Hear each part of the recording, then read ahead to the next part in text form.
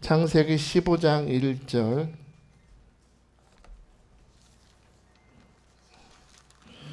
자, 17페이지, 구약성경 17페이지.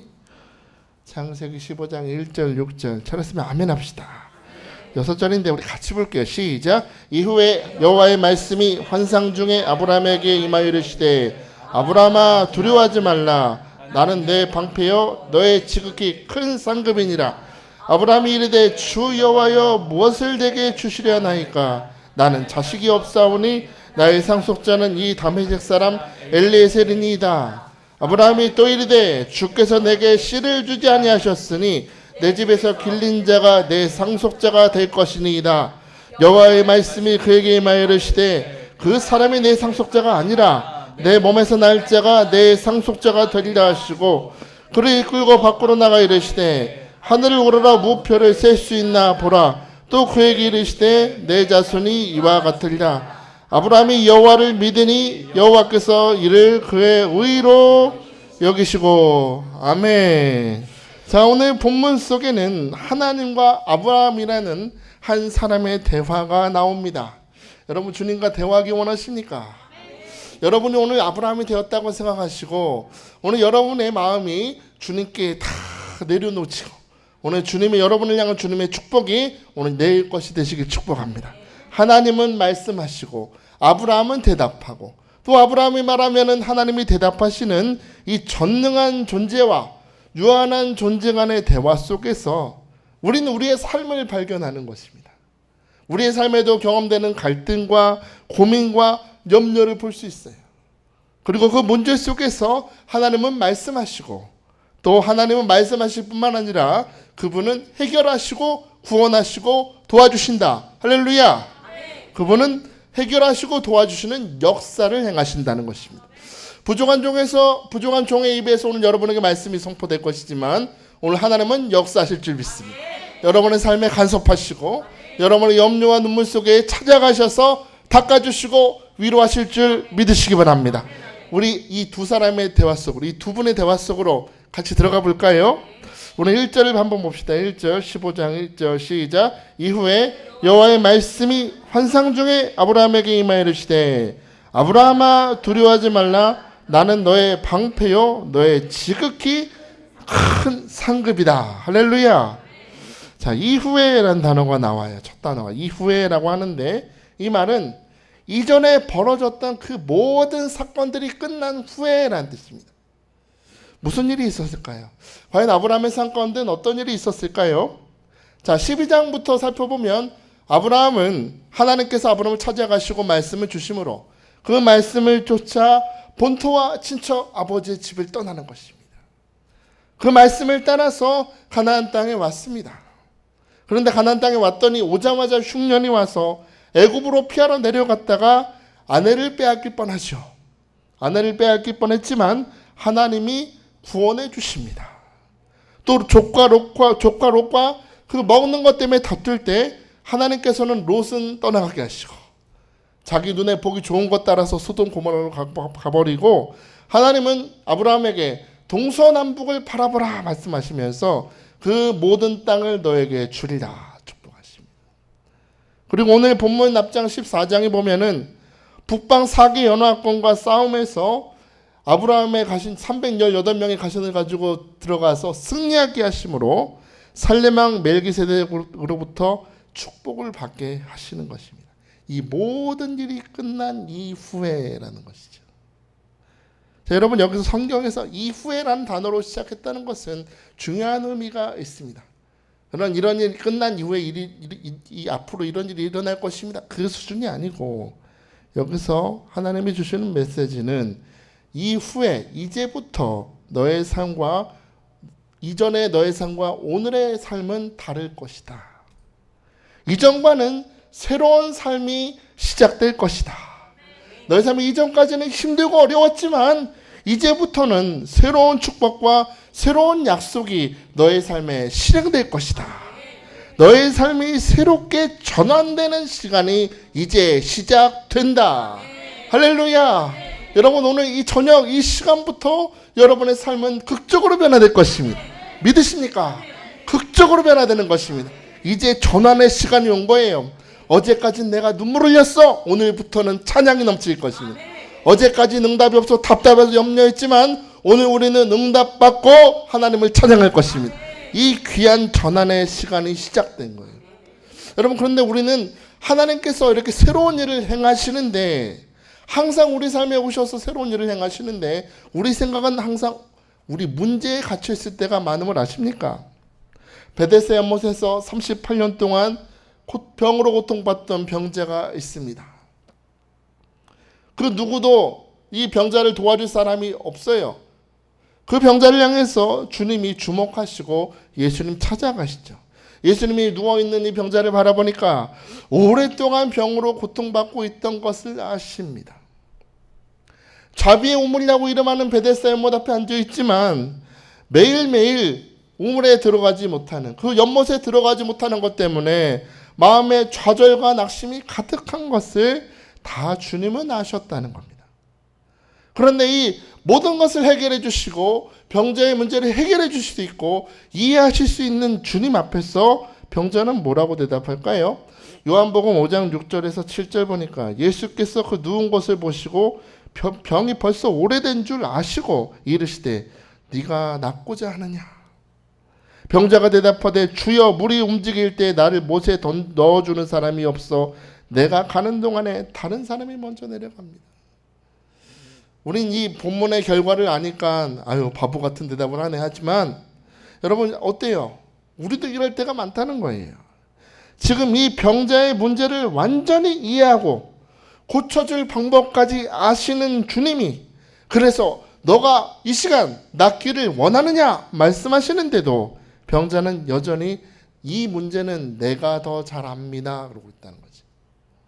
오늘 너의 삶을 극적으로 변화시켜 줄 수 있다라고 찾아가시는 주님 앞에서 이 병자는 여전히 이 문제는 당신보다 내가 더 잘 알아요 하고 물에만 넣어달라고 한다는 것이죠.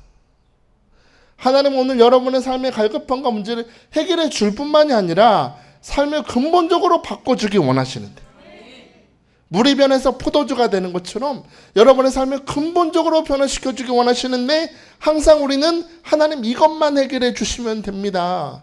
답안지를 자꾸 들고 간다는 거예요. 여러분 잊지 마세요. 하나님은 하나님이고 나는 사람입니다. 너무 단순한 얘기인데 이걸 너무 못 놓쳐요. 지가 하나님인 줄 알아. 자기가 하나님인 줄 알고 하나님은 이렇게 해주시면 된다고 자꾸 가르치려고 하는데 잊지 마세요. 여러분이 아무리 똑똑하고 아무리 지혜로워도 여러분의 삶을 완전히 이해하시는 분은 주님 한 분밖에 없습니다. 나도 나를 잘 몰라요. 여러분도 살다 보면은 어머 나한테 이런 모습이 있었어 깜짝깜짝 놀라지 않습니까? 내 안에 괴물이 있었어. 바울이 깨닫잖아요. 내가 죄인 중에 괴수라고. 자기도 예수님을 만나고 예수님과 교제하면서 주님과 깊은 교제를 통해서 자기 본질을 발견하잖아요. 나는 괴수구나. 그러나 주님이 은혜로 나와 함께 하셔서 나를 이렇게 인도하시는구나. 고백하지 않습니까? 여러분 잊지 마세요. 내 삶을 이해하시는 분은 예수님 한 분이시다. 내 삶의 근본적인 문제를 해결하시는 분도 주님 한 분밖에 없음을 오늘 이 시간 믿으시기 바랍니다. 여러분 누가복음 18장에 나오는 여리고 맹인처럼 우리는 그렇게 나아가야 돼요. 다윗의 자손이여 나를 불쌍히 여겨 주옵소서. 물에 넣어주세요가 아니라 나를 불쌍히 여기소서. 오늘 이 시간 여러분의 영으로 주님께 부르실 수 있게 축복합니다. 나를 불쌍히 여겨 주옵소서. 주님께서 그렇게 맹인이 간절히 부르짖으니까 뭐라고 하세요? 내가 너에게 무엇하여 주기 원하느냐? 주여 보기를 원합니다. 예수께서 그에게 이르시되 보라 내 믿음이 너를 구원하였느니라. 눈이 떠졌습니다. 예수님이 눈앞에 보였습니다. 평생 동안 흥함이었으나 그가 처음 눈을 뜨고 본 분은 예수님이었습니다. 어제까지 여러분의 삶이 캄캄했으나 오늘 주님이 말씀하실 때 오늘 여러분의 영의 눈이 열려질 것입니다. 여러분의 눈앞에 서 계신 분은 여러분의 남편이나 자식이 아니라 주님이, 부활하신 주님이, 임마누엘 하나님이 내가 너를 사랑한다. 오늘 여러분을 바라봐 주시고 위로해 주시고 안아줄 줄 믿습니다. 이 전환의 역사가 아브라함의 삶에 찾아온 것입니다. 이 전환기에 아브라함에게 나타난 것이 무엇입니까? 오늘 15장 1절 보니까 이후에 뭐가? 여호와의 말씀이 임했다는 겁니다.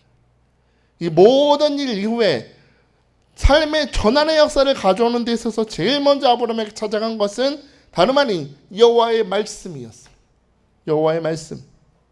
여러분, 여호와가 무슨 뜻이에요? 제 설교 많이 들었으면 아실 텐데 모르시니까 제가 또 하겠습니다. 여호와라는 게 무슨 뜻이에요? 약속을 주시고 그 약속을 신실하게 성취하시는 분이 여호와다라는 겁니다. 여호와.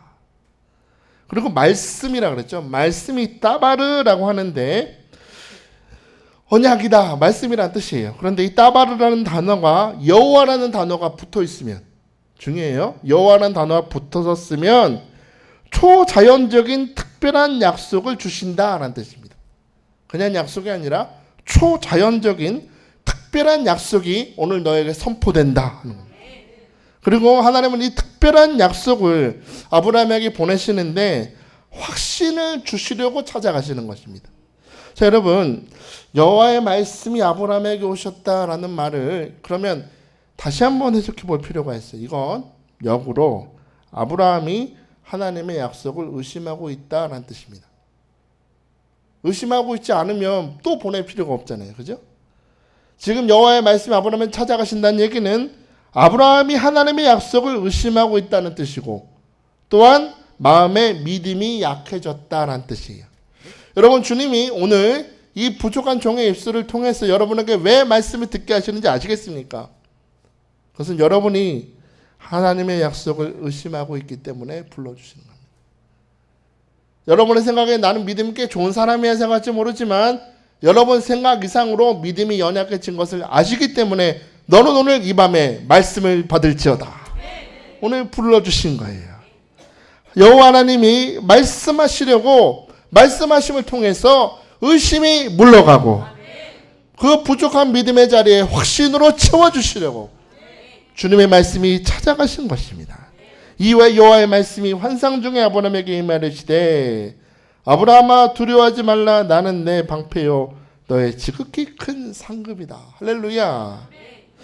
자, 제가 전에도 한번 간증했던 것 같아요. 대학원 다닐 때 새벽기도 갔다 오고 수업 전에 잠깐 잠을 자는데 정말로 그날은 꿈도 아니었어요. 꿈도 아니고, 왜냐하면 눕자마자 보였으니까. 누워서 딱 눈을 감아도 보이고 눈을 떠도 보이는 것이었습니다. 마치 너는 오늘 이 환상을 반드시 봐야만 된다라는 그런 것처럼 잡아당겨서 야 이거 좀 봐봐 하면서 보여주는 환상이었어요.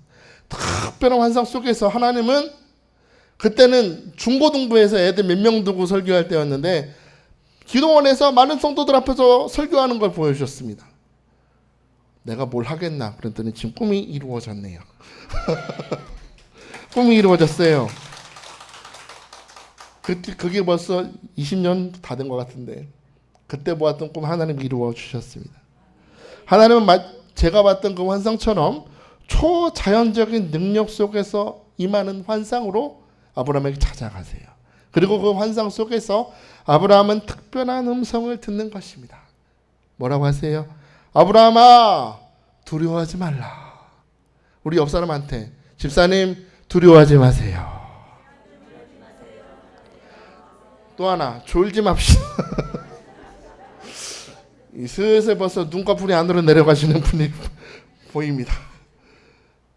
두려워하지 말라. 나는 너의 무엇이다. 방패요 너의 지극히 큰 상급이니라.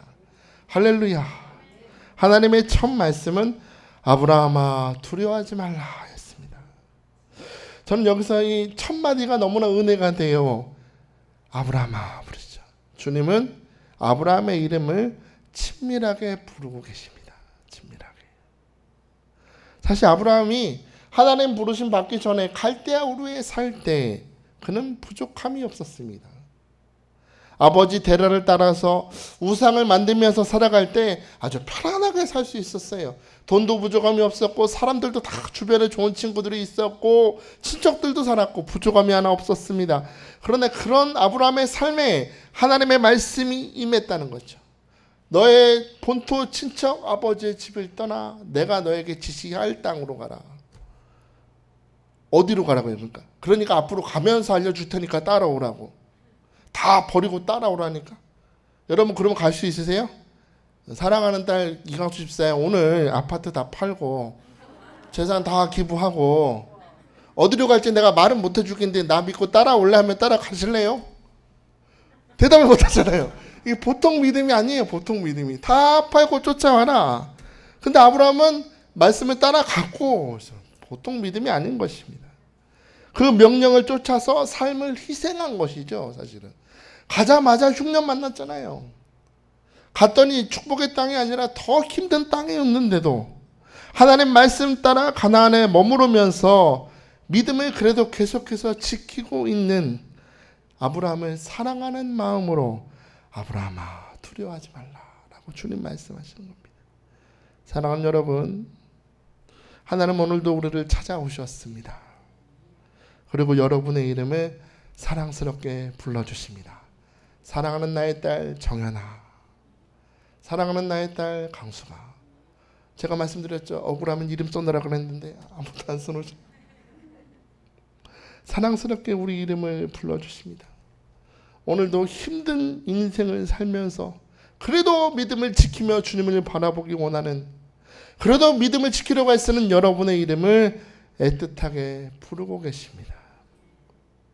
나를 지으신 주님 내 안에 계셔. 처음부터 내 삶은 그의 손에 있었죠. 내 이름 아시죠? 내 이름 아시죠? 내 모든 생각도 내 흐르는 눈물 그가 닦아주셨죠. 그는 내 아버지,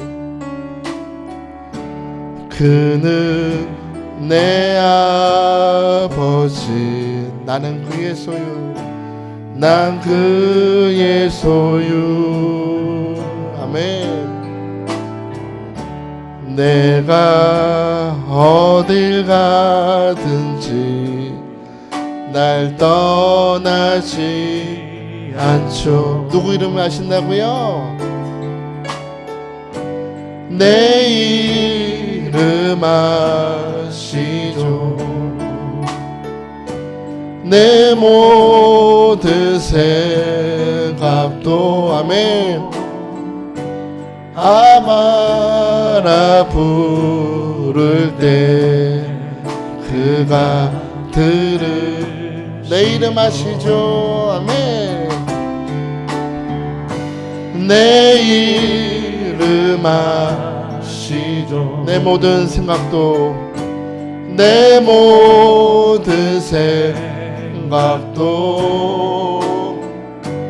내 흐르는 눈물 그가 닦아주셨죠. 할렐루야.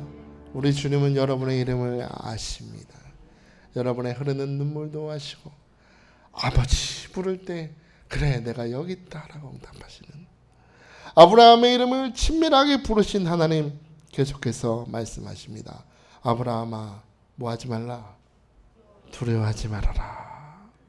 여기서 두려워하지 말라는 뜻은 계속해서 두려워하지 말고 지금 이 시간 그 두려움을 너의 마음에서 내던져 버려라 하는 뜻입니다. 뭘 어떻게 해라? 두려움을 어떻게 해라? 던져버려라. 그렇게 던져 되겠습니까? 여기 있는 거 휙 던져버려야지. 오늘 두려움을 내던질지어다. 여러분 여기 다 던져놓고 옆에 던져놓고 가시면 우리 박 목사님하고 같이 다 쓸어버릴 테니까 오늘 두려움을 다 던져버릴지어다. 우리는 이게 당연하다고 생각해요. 삶이 힘들고 어려우면 두려워하고 염려하는 게 당연한 거 아닙니까 목사님? 그럴 수 있죠. 그러나 여러분 두려움의 감정은 잠시 잠깐 있을 수 있으나 마음에 살게 하면 안 돼요. 두려움은 던져버려야 돼. 물러가야 돼요. 이 세상 그 어떤 것도 우리를 두려워해서는 안 됩니다. 하나님은 우리로 염려하지 말라 그랬지 두려워하라고 한 적이 없어요. 우리가 두려워할 대상은 하나예요. 하나님 한 분. 하나님을 두려워할지어다. 여호와 하나님 한 분을 두려워하라는 것입니다. 여러분 마가복음 4장에 보면 제자들이 예수님 말씀 따라서 그래 우리 저편으로 가자 하실 때 배를 타고 갔더니 큰 광풍이 일어나며 물결이 막 미쳐와요. 그런데 그렇게 물이 막 폭풍이 일어서 임하고 있을 때 예수님은 고물에서 베개를 메고 주무시더니라고 합니다. 제자들이 그렇게 편안히 주무시는 주님을 보면서 선생님이여 선생님이여 우리가 죽게 된 거 보지 않으십니까? 했더니 주님이 일어나셔서 잠잠하라 고요하라 하시니 바람이 그치고 아주 잔잔해졌다는 거죠. 제자들은요 갑자기 밀려오는 광풍을 보고 물결을 보고 죽음의 두려움을 느끼고 있을 그때 바로 그때입니다. 두려워하고 있을 그때 예수님 뭐하고 계셨대요? 말이 주무셨다지 이거는 주님 잠이 오십니까? 지금 이 상황에 지금 이 막 배에 물이 들어오고 있는데 주님 자요. 주님도 고요하게 주무셨을까? 아마 코 골면서 주무셨을 것 같아요. 세상 편하게. 여러분 물결치고 두려운 상황에 예수님이 주무셨다는 것 자체가 메시지입니다. 무슨 메시지예요? 바람이 불던 풍랑이 치던 하나님이 너의 인생에 함께 하신다는 걸 믿느냐? 그렇다면 두려워할 필요가 없다는 것이죠. 그러니까 우린 항상 시선이 밖이에요. 밖에서 바람이 불어오고 밖에서 물결이 밀려오니 우리 인생의 배가 흔들리니 주여 어떡합니까? 하지만 너는 기억해라. 너의 인생의 배에 누가 함께 하신다? 주님이 함께 하심을 믿는 자가 되라. 우리 삶에 다가온 어려움이나 질병이나 염려와 문제를 두려워할 것이 아니라 오늘 너가 두려워할 것은 단 한 분이다. 여호와를 두려워하는 자가 될지어다. 하나님을 두려워하면 여러분의 삶을 두렵게 하던 염려는 떠나갑니다. 하나님이 여러분의 삶에 오셔서 어제까지 바로 이 순간까지 여러분을 두렵게 만들던 모든 것들을 꾸짖게 하십시오. 물러갈지어다. 내 사랑하는 딸이다. 물러갈지어다. 두려움을 주고 낙심을 주고 믿음을 연약하게 하는 사탄아 떠나갈지어다. 물러갈지어다. 상처는 떠나갈지어다. 오늘 주님이 꾸짖으시고 잔잔케 해주시기를 이 저녁 간구하시길 축복합니다. 하나님 이 안에 내 마음의 과거의 상처가 나를 두렵게 합니다. 주님 꾸짖어 주세요. 물러가라. 물러가라. 오늘 믿음으로 간구하시길 축복합니다. 주님이 두려워하지 말라라고 말씀하시면서 또 한마디 덧붙이시죠. 나는 너의 뭐다. 항상 우리 원하는 게 먼저 나오게 돼 있어요. 상급. 나는 너의 방패다. 나는 너의 지극히 큰 상급이다. 할렐루야. 하나님이 지금 아브라함에게 두려워하지 말라라는 뜻은 나는 안다. 너가 지금 두려워하고 있구나. 그걸 아신다는 뜻이고 나는 너의 방패고 너의 지극히 큰 상급이다 라는 말은 우리는 이 주님의 말씀 속에서 아브라함이 뭘 두려워하는지를 보는 거예요. 두려워하지 말라 하시는 말씀 속에서 너는 지금 두려워하고 있구나. 뭘 두려워하고 있을까요? 창세기 14장에 보시면 아브라함이 자기 조카 롯을 구하려고 그 가나안의 4개의 연합군을 공격한 적이 있었어요. 물론 하나님께서 도와주시고 붙들어 주시고 기습을 해서 승리하기는 했지만 이 4개의 나라의 연합군들이 아브라함을 칠지도 모른다는 두려움이 있었던 것입니다. 다시 기습을 해오면 어떡하지? 나는 이제 318명의 그런 과신들이 있지만 연합군이 쳐들어오면 우리 집이 쑥대밭이 될지 모른다. 막강한 군사력으로 그들이 쳐들어온다면 우리 집은 망할지도 모른다는 두려움이 있었다는 겁니다. 겉으로는 괜찮은 척했어요. 괜찮아. 하나님이 우리와 함께 하셔. 그러면서 속으로는 심히 두려워한다는 겁니다. 그렇게 마음속으로 두려워하고 있는 아브라함을 향하여 주님이 말씀하시는 겁니다. 나는 너의 방패가 되어줄 것이다. 할렐루야. 나는 너희가 방패가 되어준다. 이 말을 원어 성경 보니까 나는 너를 위한 호신용 방패다. 믿어주십니까? 너만을 위한 특별 제작 스페셜 에디션이다. 너를 지켜주기 위한 특별한 방패로 함께하여 주리라. 너의 영혼과 너의 삶을 온전히 보호할 만큼 충분한 방패가 되어 주리라. 사방이 우겨쌈을 당하고 대적이 우리 앞에 있어도 우린 두려워할 필요가 없습니다. 강하고 능하신 여호와가 우리 방패가 되어 주시기 때문입니다. 전쟁에 능하신 여호와가 여러분 앞서서 사탄을 물리쳐 주실 것이기 때문입니다. 사탄의 머리를 밟으시고 십자가로 사탄의 모든 계략을 밟으신 주님께서 오늘 이 시간 우리와 함께 하시고 십자가로 우리 모든 사탄의 머리를 밟으신 주님께서 여러분을 앞서 싸워 승리하게 하실 줄 믿으시기 바랍니다. 믿으시기 바랍니다. 시편 115편 9절에 이스라엘아 여호와를 의지하라. 그는 너의 도움이시요 너희의 방패시로다. 할렐루야. 주님은 우리의 방패가 되신다 뿐만 아니라 나는 너의 지극히 큰 상급이 된다 라고 말씀하십니다. 저는 나는 너의 지극히 큰 상급이 된다 이 말이 너무 은혜가 돼요. 여러분 이 말은 하나님의 상급이 부어지는데 계속 커져만 간다는 뜻이에요. 여러분을 향한 하나님의 상급은 계속해서 커져가고 있음을 믿으시기 바랍니다. 우린 딱 한 개만 구하자. 이 정도만 주시면 됩니다가 아니라 하나님이 여러분에게 주시면 그 축복은 점점 늘어납니다. 30배, 60배, 100배. 15,000명이 먹고도 12광줄이 남을 만큼 여러분을 향한 큰 상급이 계속해서 늘어남을 믿으시기 바랍니다. 우리를 향하신 하나님의 상급은요, 우리의 한계와 생각에 갇혀있지 않는다는 겁니다. 믿음으로 죽게 나아가는 자에게 주시는 하나님의 복은, 하나님의 상급은 여러분의 한계를 초월해서 오늘도 계속해서 넘쳐남을 믿으시기 바랍니다. 믿으시기 바랍니다. 여러분 요셉을 보십시오. 하나님께서는 요셉에게 꿈을 주셨습니다. 우리가 밭에서 곡식단을 묶더니 내 단은 일어나고 당신들의 단은 내 단을 둘러서서 절하다이다. 곡식단의 꿈을 꾸고 요셉이 다시 꿈을 꾸고 그의 형들에게 말하여 이르되 내가 또 꿈을 꾼즉 해와 달과 11별이 내게 절하다이다. 꿈을 꿉니다. 자, 그러면 이 꿈이 어떻게 이루어졌습니까? 여러분 이 꿈이 어떻게 이루어졌어요? 요셉 입장에서는 말도 안 되는 고난으로 찾아왔습니다. 말도 안 되는 상실과 외로움과 고통으로 계속해서 찾아오는 것입니다. 17살에 집에서 쫓겨나서 30살이 되기까지 요셉의 일기장에는 날씨가 맑은 적이 한 번도 없어요. 하나님이 함께 하심으로 형통하였더나 그거는 그냥 하나님 성경 저자의 말이고 요셉이 실제적으로 경험했던 매 날들은 고통과 눈물과 억울한 상황이 계속해서 벌어지는 겁니다. 근데 여러분 아세요? 요셉은 고통이었지만 고난이었지만 외로웠지만 요셉을 향하신 하나님의 상급은 요셉의 생각을 초월해서 계속해서 커져가고 있었습니다.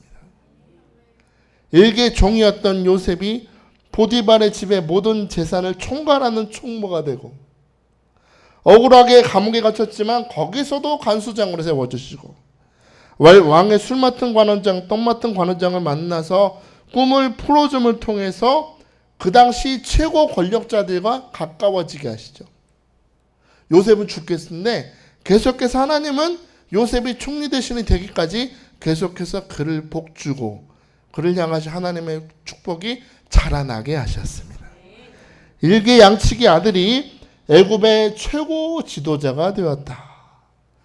요셉은 계속해서 눈물의 나날만 보냈지만 하나님의 상급은 점점 커져만 가서 모두 흉년으로 고생할 때 요셉의 창고는 풍부했습니다. 모든 사람을 살리고 아버지와 형제들을 구원하는 통로로 살았다는 것입니다. 여러분 삶에 어떤 염려와 부족함과 문제가 있으십니까? 그 모든 염려와 문제를, 부족함을, 아픔을, 그 질병을, 그 기가 막힌 사정을 우리 주님이 아십니다. 오늘 주님이 여러분을 찾아오셔서 이렇게 말씀하시는 거예요. 나는 너의 호신용 방패요. 나는 너를 위해 넘치도록 커져가는 상급이 되어 주리라. 계속해서 넘치고 커져만 가는 축복이 되어 주리라. 여러분, 그러므로 아무리 우리 삶이 힘들고 어려울지라도, 때때로 하나님이 나를 버린 것처럼 느껴진다 할지라도 오늘 여러분 믿음으로 선포하시기를 축복합니다. 하나님이 나를 위한 넘쳐나는 상급이 되심을 믿습니다. 믿습니다. 넘쳐나는 상급이 되실 줄 믿습니다. 여러분, 항상 힘들고 어려워도 선포하세요. 나는 잘 되는 중이다. 나는 복 받는 중이다. 반드시 잘 된다. 나는 복덩어리다. 복덩어리. 저 복덩어리예요. 저 잘생겼어요. 저 설교도 잘해요. 저는 앞으로 부흥 강사도 될 거예요. 다 안 됐지만 될 거예요. 여러분들 믿음을 선포하세요. 하나님의 형상으로 빚어진 여러분을 왜 스스로 깎아내리세요? 제가 우리 엄마한테 엄마 나 왜 이렇게 못생겼어? 계속해서 그러다 뺨 맞았잖아요. 하나님 얼마나 속상하실까? 하나님 나 왜 이렇게 안 되고, 너는 내가 제일 사랑하는 아들이고 제일 사랑하는 딸인데 넌 도대체 왜 그러니? 하나님 그런 목소리 안 들리세요? 믿음으로 선포하세요. 나는 잘 된다. 나는 가장 사랑받는 딸이다. 하나님이 나의 삶에 형통을 주신다. 자, 여러분, 그러면 이렇게 믿음으로 선포하면 좋죠? 그러면 우리 아브라함 씨는 이렇게 축복하신 하나님 앞에서 어떻게 반응할까요? 15장 2절 봅시다. 15장 2절 시작.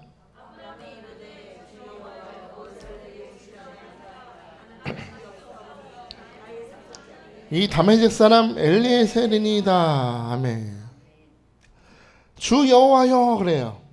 대답은 잘해. 내가 믿는 하나님은 약속을 주시고 약속을 지키시는 하나님이심을 나는 믿긴 믿습니다. 그런데요. 그런데요, 주님. 그런데요. 아브라함의 문제는 그의 현실 속에 그의 믿음을 화합하지 못했다는 게 문제였어요. 머리로는 알아. 하나님은 약속을 주시는 분이야. 하나님은 약속을 이루실 거야. 근데 마음속으로는 웃기고 있네. 이런 거. 머릿속의 믿음이 여기 뱃속까지 내려와야 되는데 머릿속의 믿음이 내가 알고 있는 하나님에 대한 지식이 삶으로 화합돼야 역사가 나타나는데 화합하지 못하고 그가 지금 집중하고 있는 사실은 나는 자식이 없사오니였습니다. 나는 자식이 없사오니 이 한마디 구절 속에 아브라함의 심정이 여러분 보이십니까? 이랬을 것 같아요. 하나님, 저는 오늘날까지 많은 물질을 얻었고 많은 성공을 얻었지만 저는 마치 이 광야에서 혼자 벌거벗고 있는 사람 같아요. 사람들이 지나가면서 저를 보고 욕해요. 돈 많으면 뭐해? 애도 하나 못 나면서. 부자라면서 하나님이 함께 하신다면서 그런데 자식이 하나 없느냐? 막 손가락질하는 것 같습니다. 주님, 주님 제 마음 아세요? 나는 이렇게 늙어가고 있습니다. 마치 가을바람에 시들어가는 한 송이 꽃처럼 죽어가는 자기 신세를 한탄하는 한마디가 주여 나는 자식이 없사오니. 이 심정이 느껴지십니까?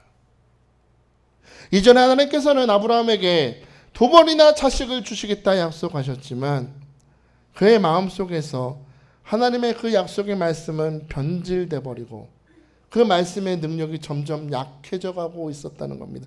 여러분, 우리 모습 보는 것 같지 않아요? 우리 12월 31일 날 우리 송구영신 예배 드릴 때 여러분 기도받고 말씀 다 받으셨죠?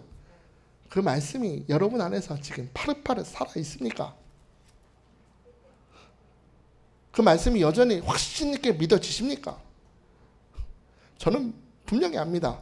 여러분의 집 장롱 밑에 들어가 있을 거예요. 청소한 어휴 먼지가 있네 손했더니 쓱 나오는 거 보니까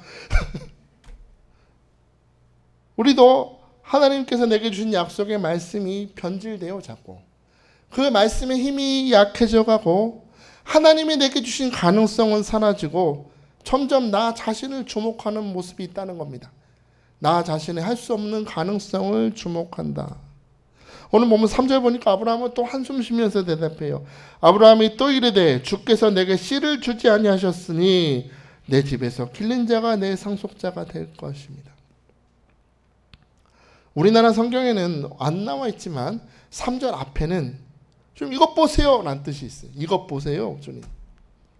지금 아브라함은 하나님이 원망스러운 것입니다. 하나님이 원망스러워요. 아니 하나님 믿고 본토 직접 다 버렸어요. 내가 거기서 살았으면 얼마든지 행복하고 편안하게 살 수 있는데 다 버리고 왔어요. 아들 주신다면서요. 하나님께서 내 씨를 하늘의 별과 같이 바다의 모래같이 많게 하신다 했잖아요. 그런데 주님 이게 뭡니까? 하나님 이것 보세요. 아들을 안 주셨지 않습니까? 라고 따지고 있는 아브라함입니다. 우린 아브라함 하면 항상 결과만 주목해요. 그런데 우리는 이 모습 속에서 우리 모습을 보지 않습니까? 주님이 약속을 안 지키시니 나도 이제 내 방법대로 해야 되겠습니다. 주님이 주시는 아들을 바라느니 차라리 오늘까지 나를 항상 믿어주고 충성했던 나의 종 엘리에셀에게 이 모든 재산을 물려주는 게 차라리 낫겠습니다. 주님 이것 보세요. 안 되지 않습니까? 라고 하고 있는 이 아브라함의 말을 들으신 주님께서 대답하십니다. 우리 4절 봅시다. 4절 봅시다. 15장 4절 시작.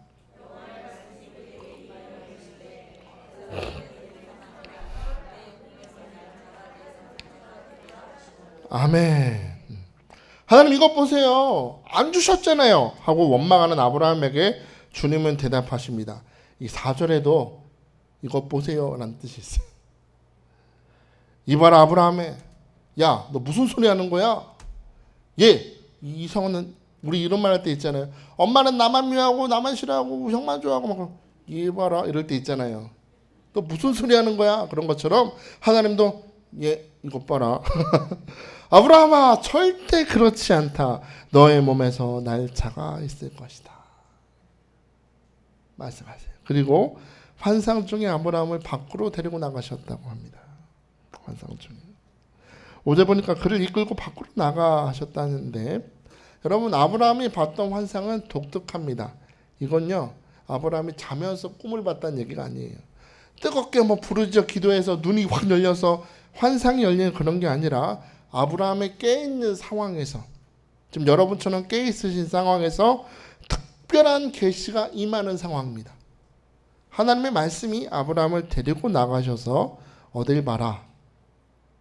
염려와 불신과 낙심의 장막에서 아브라함을 이끌어내서 하늘을 바라보게 하십니다. 너는 하늘을 바라봐라. 그리고 하늘의 별을 바라보게 하십니다. 오늘날에 여러분 밤에 별 보여요? 별 안 보이죠? 근데 시골 가시면 어때요? 시골 가서 밤하늘 보신 적 있습니까? 캄캄한데 조명 없는 데 가서 하늘 바라보면 어때요? 뿌예 그냥 하늘이. 가득하도록 별이 있어요. 그 가득한 별. 아마도 아브라함은 그 하늘에 있는 별을 다 바라보면서 하나님의 음성을 다시 한번 듣는 겁니다. 아브라함아, 저 별을 보느냐? 너의 자손이 저것처럼 많아질 것이다. 사랑하는 여러분, 오늘 주님께서 여러분이 일상의 바쁜 자리에서 이끌어내서 오늘 저녁에 예배드리게 하신 이유도 너의 삶을 바라보지 말고 눈을 들어 주를 바라보는 자가 되라. 눈을 들어 주를 바라봐라. 주님께서 천지지으신 하나님께서 너를 축복하신다고 그 확신을 주시려고 오늘 이 저녁에 우리를 불러주신 줄 믿습니다. 몇 년 전에요 TV에서 이영자 씨가 군인들 대상으로 강의하는 걸 들은 적이 있어요. 이영자 씨가 어릴 적에 어머니가 생선 가게를 하셨다는 거예요. 생선 가게. 그 생선 가게 딸들은 어떨까요? 옷에 생선 냄새 뵐 때가 너무 많아서 친구들이 그렇게 놀렸다는 거예요. 아유 비린내 나 저리 가 하고 막 놀려서 이영자 씨가 습관이 하나 생겼는데 수시로 냄새 맡는 습관이 생겼다는 거예요. 밖에 나갈 때도 나나? 뭐가 나나? 생선 냄새 나나 안 나나? 다. 그리고 이 어머니는요, 이 이영자 씨 어머니는 옛날 분이라 딸보다는 뭐가 좋아요? 아들. 이게 문제예요. 남아선으로 사상이 강할 때 사시던 분이라서 치킨을 먹으면 닭다리는 우리 아들, 날개는 아버지. 그러면 자기한테 뭘 줬을까? 이영자 씨한테 모가지. 목을 줬다는 거예요. 뭐 엄마는 아들만 이뻐해. 나는 미워하는구나라는 열등감에 항상 사로잡혀 살았다는 거예요. 그러면서 이 열등감을 빨리 벗어버려야 된다라고 말을 합니다. 그러면서 이영자 씨가 하는 말이 참 인상 깊었는데, 열등감이라는 건 세상에서 들려오는 모든 소리를 번역하는 번역기다라고 했습니다. 열등감이 자리 잡고 있으면 모든 말이 안 좋게 들리죠. 다 번역기가 된다는 거예요. 제대로 메시지를 이해하게 해주는 번역기가 아니라 오역하고 오해하게 만드는 번역기가 열등감이다. 물러가라. 그 번역기는 버려도 돼요. 버려도 돼요. 참 제가 전에도 말씀드렸죠. 외국어 공부해보면 더 그래요. 한국 사람 입장에서 들어보면 오해할 수 있는 단어들 되게 많아요. 일본말 중에 캐새끼라고 있죠. 캐새끼. 욕같죠. 이 새끼라는 단어도 있어요. 캐새끼는 결석한다는 얘기고, 이 새끼는 유적이라는 뜻이에요. 모르셨죠? 모르고 들으면 욕 같아. 그런데 알고 보면 그런 뜻이구나. 중국말도 여러분 잘 아시는 거. 나오시네. 이 츠팔로마예요. 츠팔로마. 시팔로마가 아니고 츠팔로마인데, 이것도 발음 잘못하면 욕같이 들려요. 근데 츠팔로마가 뭐예요? 식사하셨습니까? 그죠? 밥 먹었니? 라는 뜻이에요. 자, 여러분, 하나님의 말씀도 같아요. 하나님의 약속의 말씀을 내 고정관념에 갇혀서 열등감의 번역기로 말씀을 해석하려고 하면 이게 믿어지지 않는 겁니다. 그래서 하나님께서는 그런 열등감에 사로잡혀서 하나님의 말씀을 엉뚱하게 받아들이고 있는 아브라함을 그 열등감의 장막에서 끌어내신 것입니다. 그리고 눈을 들어 하늘의 별을 바라봐라 하심으로, 다시금 잊지 마라 아브라함아, 나의 약속은 반드시 이루어질 것이다. 너가 이루는 것이 아니라 내가 이룰 것이다. 내가 성취할 것이다. 하나님의 말씀은 입에서 나가서 하나도 땅에 떨어지지 아니하고 모든 일에 합력해서 선을 이루고 형통하려고 약속하셨으니, 그 약속하신 하나님을 바라보라고 아브라함을 이끌어 주십니다. 사랑하는 여러분, 오늘 여러분 마음속에 자리 잡은 그 잘못된 번역기가 다 물러갈지어다. 열등감이 치료받을지어다. 하나님의 약속의 말씀을 그대로 이해하고 받아들일 수 있는 성령님 오늘 우리 안에 오셔서 번역기가 되셔서 믿어지게 하시고 믿음으로 주를 바라보는 이 저녁 되게 축복하여 주옵소서. 이 약속의 말씀을 받은 아브라함, 하나님과 함께 하늘의 별을 바라보던 아브라함은 이제 변화되었습니다. 이전에 두려움과 염려 속에서 그 하나님의 말씀이 변질되었던 아브라함이 다시 변화되는 겁니다. 두려워하는 자에서, 열등감에 사로잡혀 있던 자에서 담대히 하나님을 믿는 자로 변화되었음을 여러분 사실로 믿으시기 바랍니다. 오늘 6절 뭐라 그래요? 아브라함이 누굴 믿으니?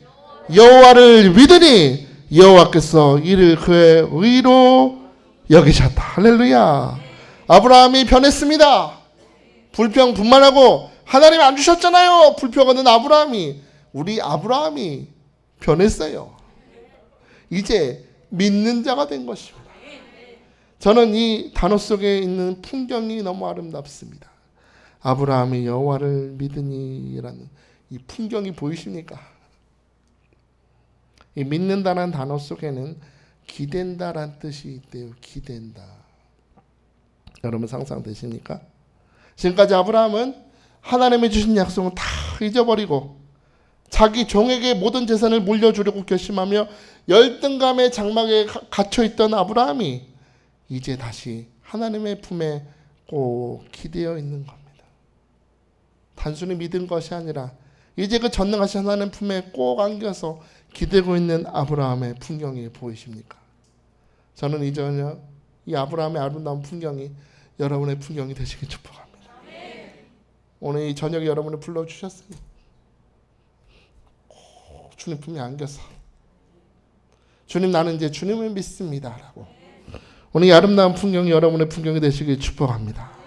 주님 품에 꼭 안겨서 믿음으로 주님을 바라보는 아브라함을 보시면서 하나님은 의롭다라고 하십니다. 여러분이 예배를 많이 드린다고, 헌금을 많이 드린다고, 교회에서 봉사 많이 한다고 의롭다고 인정해 주시는 게 아니라 하나님 입장에서는 하나님 품에 꼭 기대고 있는 그 사람이 의로운 사람이라는 겁니다. 세상에서는 의로운 사람이라 하면 어려운 사람을 돕는 사람, 훌륭한 학자나 뭐 많은 돈으로 돕는 그런 게 아니라 하나님 보시기에 의로운 자는 주님과 거리가 가장 가까운 사람의 의로운 자다. 저는 오늘 저녁 여러분이 주님과 거리가 조금 더 가까워지시길 축복합니다. 언제까지? 주님의 얼굴이 내 눈동자 속에 있고 내 얼굴이 주님의 눈동자 속에 있는 그 순간 마주보며 사랑을 속삭이는 에녹처럼 365일 동안 주님과 동행하는 그 사람이 되시기를 주의 이름으로 축복합니다. 두려움이나 절망이나 열등감으로 그 상처로 여러분의 삶을 해석하지 마시고 오늘 내게 축복의 말씀을 선포하시는 주님 앞에 아멘으로 가까이 나아가는 이 저녁 되시기를 주의 이름으로 축복합니다. 축복합니다.